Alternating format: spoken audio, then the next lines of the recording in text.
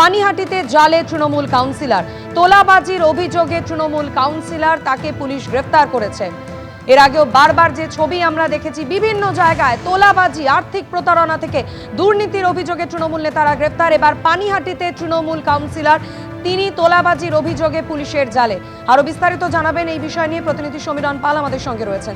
সমীরণ, কি অভিযোগ তৃণমূল কাউন্সিলরের বিরুদ্ধে?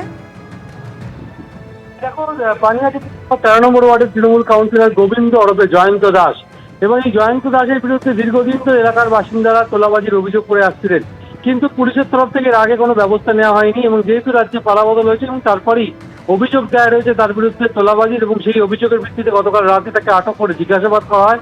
পরবর্তীকালে তাকে গ্রেপ্তার করেছে খড়দা থানার পুলিশ, এবং আজ তাকে ব্যারাকপুর মহকুমা আদালতে পেশ করা হবে।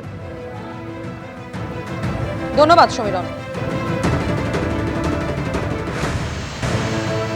পানিহাটিতে যে খবরের দিকে আমরা নজর রেখেছি, এবার পানিহাটিতে গ্রেফতার এক তৃণমূল নেতা, তৃণমূল কাউন্সিলর জয়ন্ত দাস। তোলাবাজির অভিযোগ তার বিরুদ্ধে, ইতিমধ্যেই তাকে পুলিশ গ্রেফতার করেছে।